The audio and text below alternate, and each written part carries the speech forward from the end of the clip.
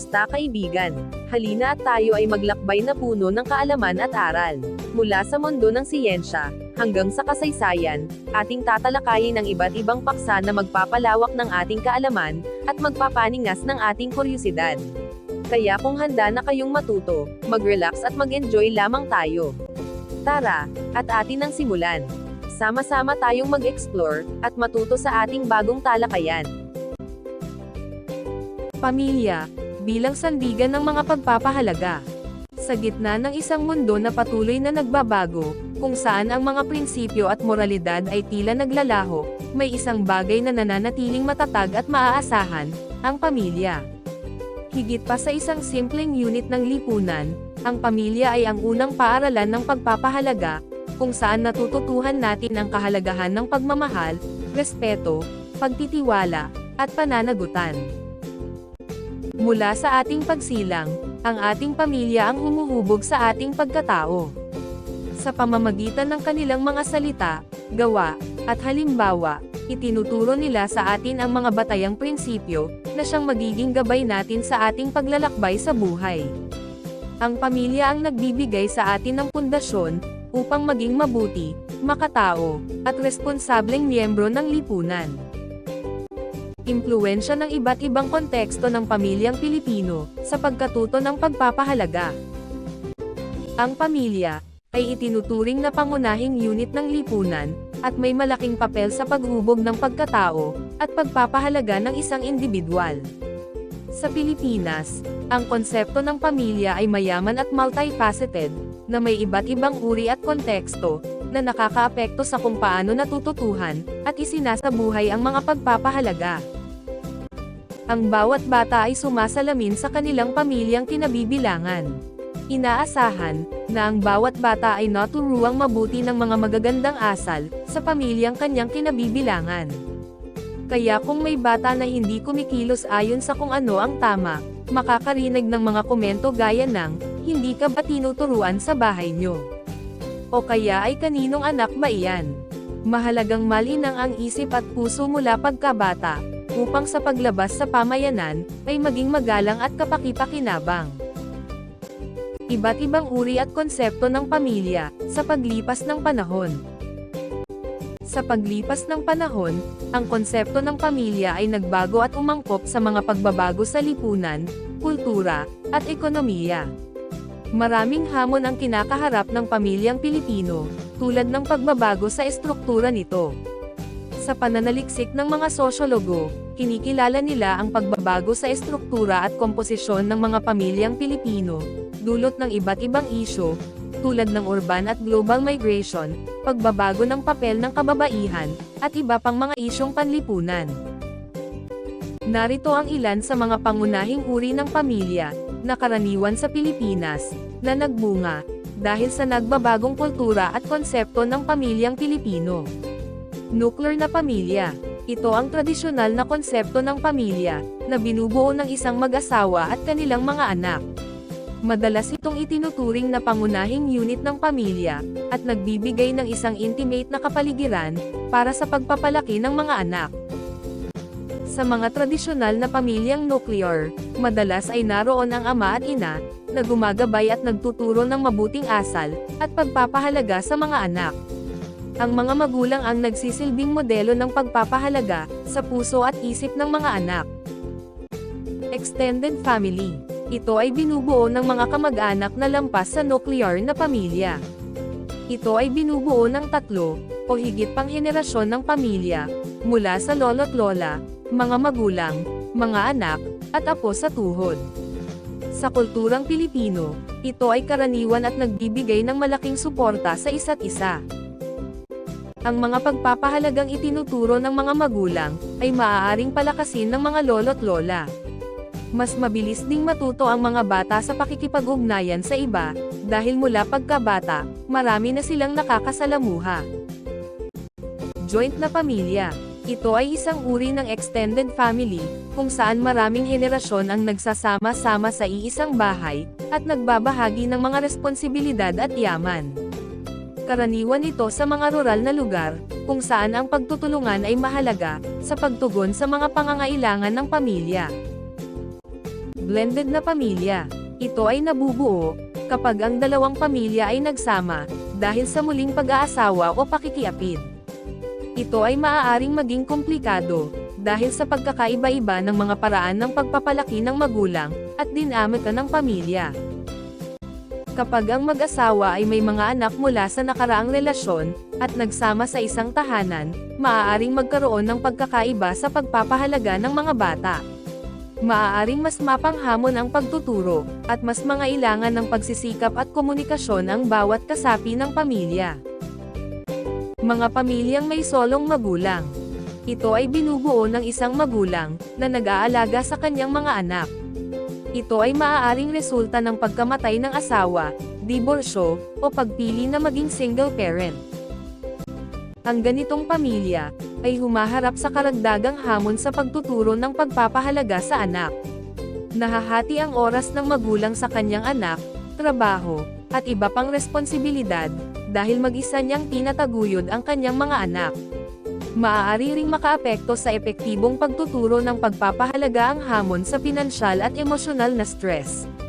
Ang mabuting dulot nito ay hindi naririnig ng bata ang magkasalungat na opinyon o pagtuturo dahil iisang magulang lang ang kanyang nakakasama.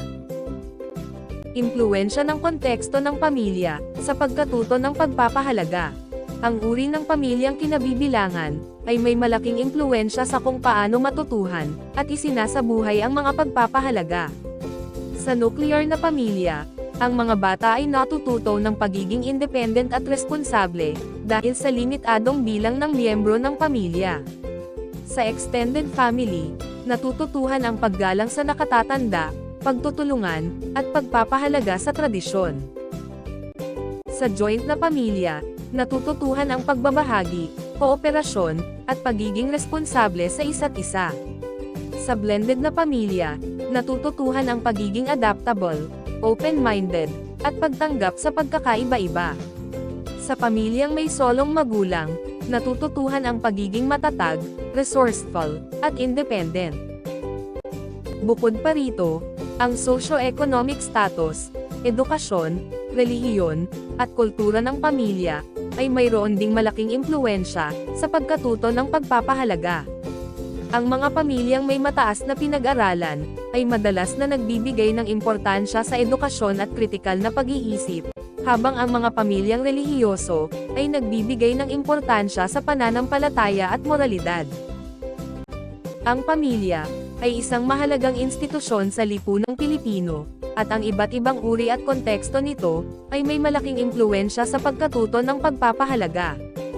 Sa pamamagitan ng pag-unawa sa mga impluwensyang ito, mas mahusay nating maihahanda ang ating mga anak, upang maging responsableng mamamayan, na may malalim na pag-unawa sa moralidad, etika, at pagkatao. Mahalaga na patuloy nating suportahan at palakasin ang mga pamilyang Pilipino, upang sila ay maging epektibong tagapagtaguyod ng mga positibong pagpapahalaga. Pagtukoy sa mga pagpapahalagang natutuhan sa pamilya, na nagsisilbing moral na compass. Ang pamilya, ay ang pangunahing unit ng lipunan, at mas malaking papel sa paghubog ng ating mga pagpapahalaga. Ang mapagpapahalagang natutuhan natin sa ating pamilya, ay nagsisilbing moral na compass, na gumagabay sa atin sa ating mga desisyon at kilos sa buhay.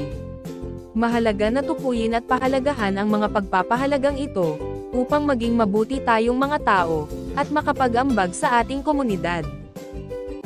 Bagamat may mga nagbabago sa estruktura at komposisyon ng pamilyang Pilipino, nananatili ang natural na pagtuturo ng mga magulang ng mga pagpapahalaga, at paghubog ng karakter at birtod sa kanilang mga anak at iba pang kasapi. Upang maging mabuting mamamayan sa hinaharap ang bata, sila ay dapat lumaki, ayon sa pamantayang etikal, na tutulong sa kanila na mamuhay kasama ang iba, at bumuo ng kanilang pagkatao.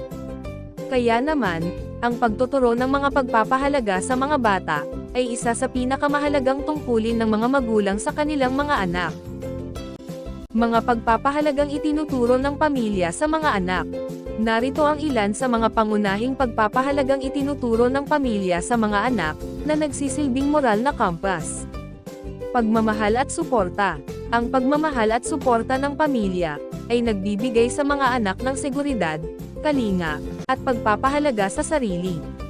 Natututuhan nilang magmahal at magbigay ng suporta sa iba, at maging mapagpatawad sa mga pagkakamali.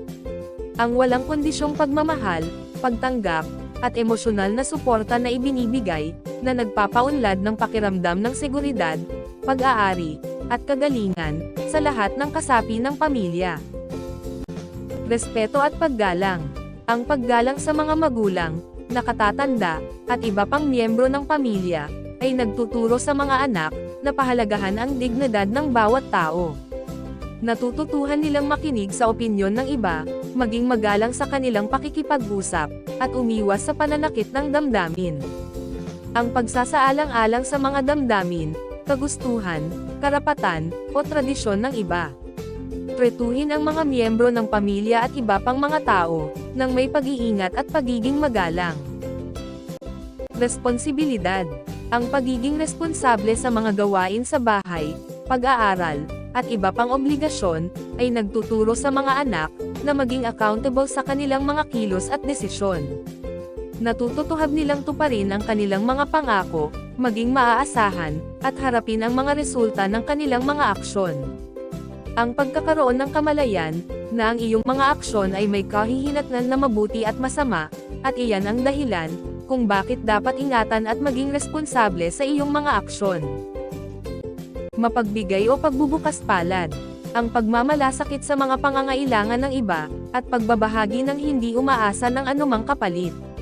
Ang pagiging mapagbigay sa kapwa, lalo na sa mga nangangailangan, ay nagtuturo sa mga anak na magmalasakit at tumulong sa iba.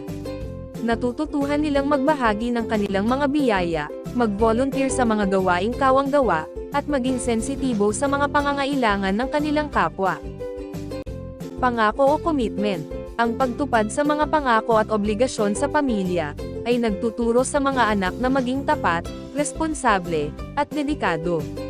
Natututuhan nilang panindigan ang kanilang mga salita, maging maaasahan, at magsakripisyo, para sa kapakanan ng kanilang pamilya. Ang pagtatakda ng mga layunin at pagsisikap na makamit ang mga ito, sa mahabang panahon. Italaga ang iyong sarili sa pagtupad ng mga pangako at layunin. Kapakumbabaan. Pagtanggap sa sariling kamalian, paghingi ng tawad, at pagiging bukas sa pagtutuwid, ay nagtuturo ng kapakumbabaan.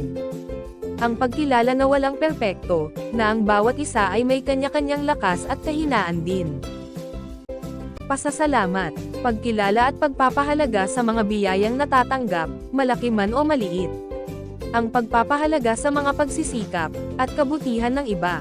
Ito rin ay ang pagkilala, na ang lahat ng mabuti ay galing sa isang mas mataas, at mas makapangyarihang nilalang. Katapatan, ang pagsasabi ng totoo, hindi pagsisinungaling, o pagbabago ng mga katotohanan. Ang pagiging tapat sa salita at gawa, ay nagpapatibay ng ating kredibilidad, at tiwala ng iba. Pakikipagkaibigan. Pagpapahalaga sa ugnayan sa kapwa, pagiging tapat, at pagsuporta sa mga kaibigan.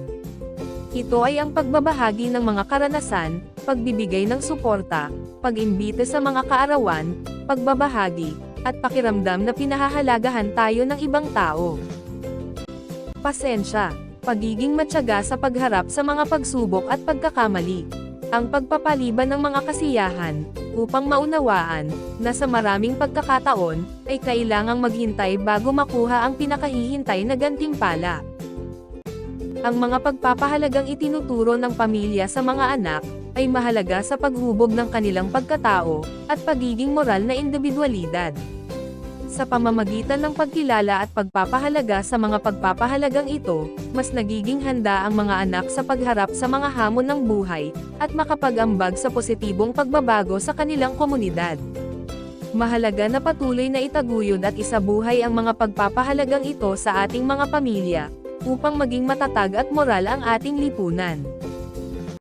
Mga tradisyon at kultura sa lipunan. Impluwensya sa pagpapahalaga ng pamilya. Ang mga tradisyon at kultura sa lipunan, ay may malaking impluwensya sa pagpapahalaga ng pamilya. Ang pamilya ay itinuturing na pangunahing unit ng lipunan, at ang mga pagpapahalaga nito, ay madalas na sumasalamin sa mas malawak na kultura, kung saan ito nabibilang.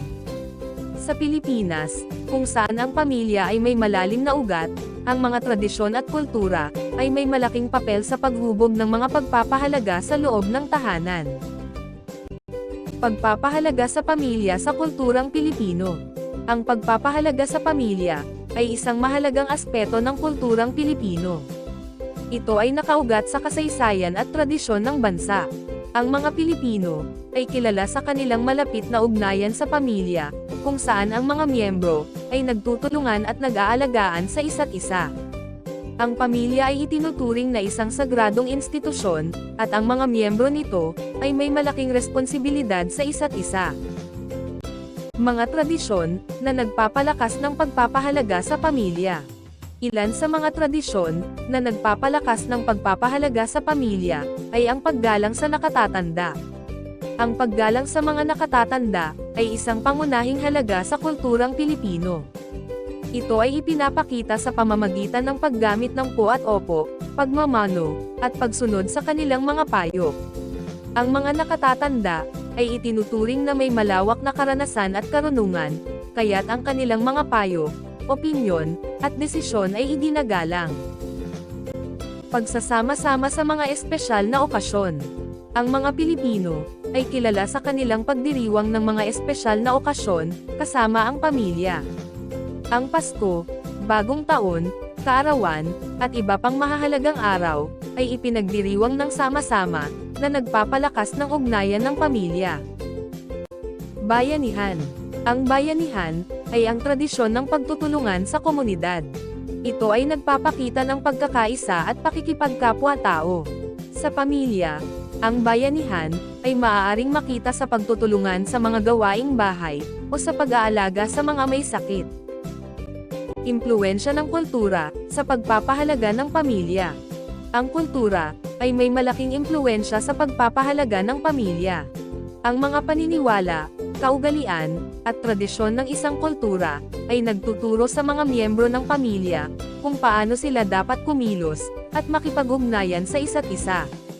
Sa Pilipinas, ang kultura ng pagiging makadiyos, ay nagtuturo sa mga pamilya na maging mapagmahal, mapagpatawad, at matulungin sa kapwa.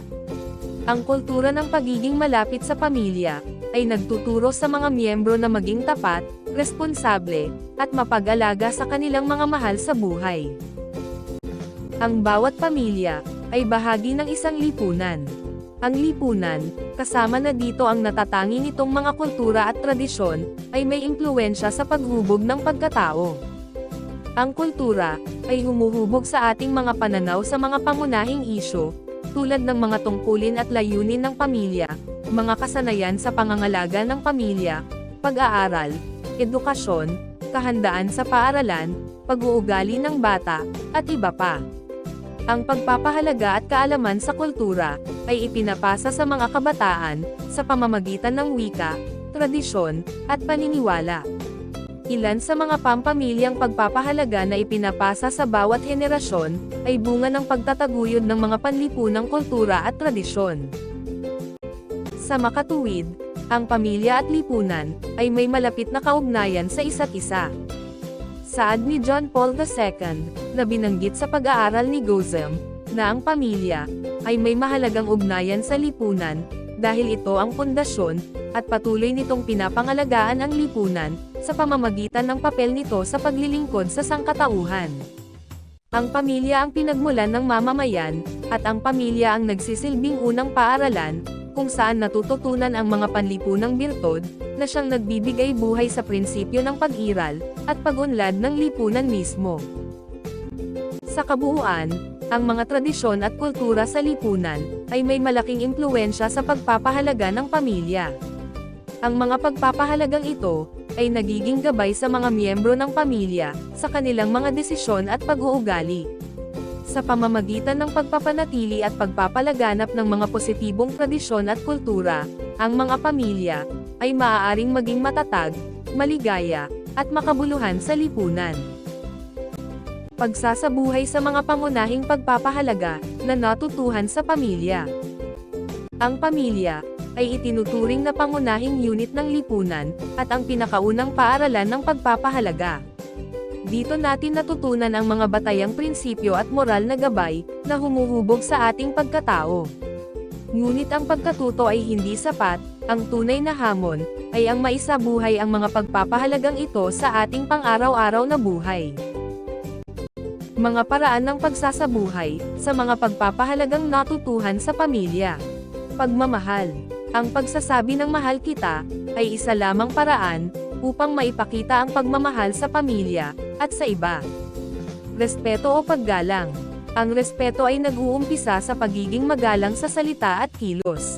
Kung may hindi pagkakaunawaan, matutong makinig, at intindihin ang damdamin ng iba.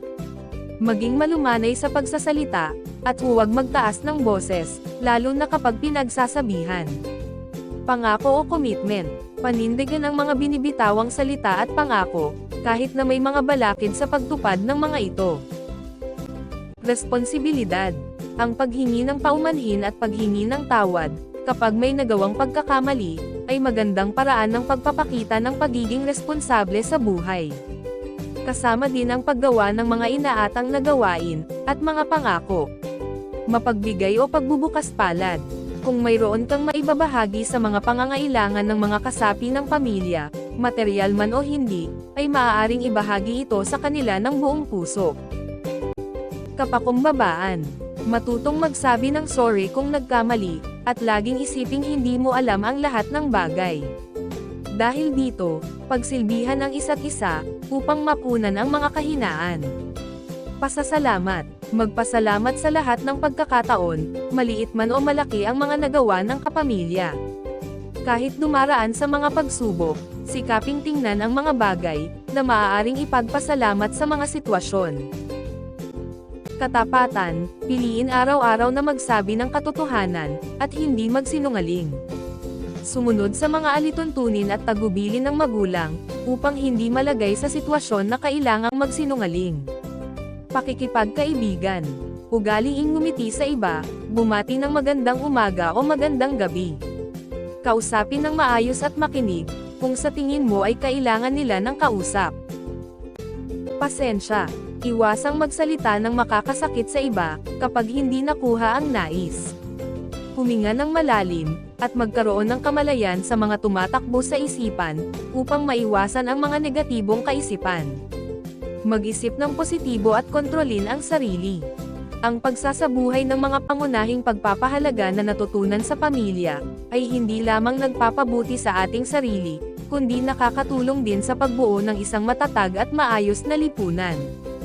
Ang pamilya ay ang pundasyon ng lipunan, at sa pamamagitan ng pagpapahalaga sa mga aral na natutunan, tayo ay nagiging responsableng mamamayan, na may positibong ambag sa mundo.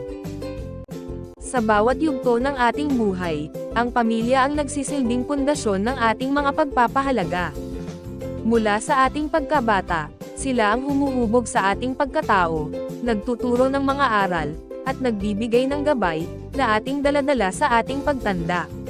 Ang pamilya, ay hindi lamang isang grupo ng mga taong may koneksyon sa dugo, ito ay isang santuwaryo, kung saan natin natutunan ang pagmamahal, respeto, at iba pang mahahalagang birtud, at nagiging isang responsableng mamamayan, na may positibong ambag sa mundo. Hanggang sa muli, maraming salamat sa panonood.